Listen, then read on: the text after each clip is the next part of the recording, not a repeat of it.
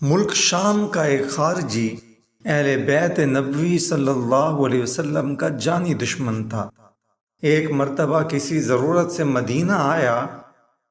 اس کا بیان ہے کہ جب میں شہر میں داخل ہوا تو ایک شتر سوار نظر آیا، اتنا خوبصورت، خوش پوش اور خوش وضع کہ بے اختیار مجھ پر رعب طاری ہو گیا۔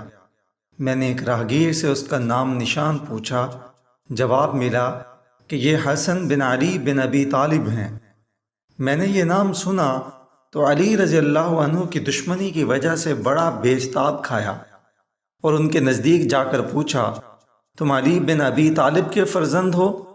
انہوں نے اس بات میں جواب دیا تو میں نے انہیں اور ان کے خاندان کو برا بھلا کہنا شروع کیا اور خوب سلواتیں سنائیں، لیکن میں گالیاں دینے میں جتنا تیز ہوتا جاتا تھا ان کی نرمی اسی قدر بڑھتی جاتی تھی۔ جب میں اپنی گالیاں ختم کر چکا تو انہوں نے کہا کہ میرا خیال ہے کہ تم مسافر ہو۔ میں نے جواب دیا ہاں۔ پوچھا یہاں ٹھہرنے کے لیے جگہ مل گئی؟ میں نے جواب دیا ابھی تو چلا ہی آ رہا ہوں۔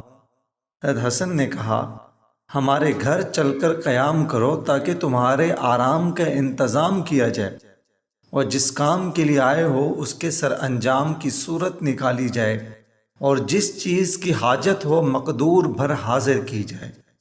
میری ناشائستہ حرکت پر ان کا یہ شفقت آمیز سلوک حیرت انگیز تھا۔ نتیجہ یہ نکلا کہ میرے دل میں ان کی عزت اور محبت گھر کر گئی اور میں ہمیشہ کے لیے ان کا عقیدت مند بن گیا۔ یہ تھا اہل بیت کا حسن سلوک۔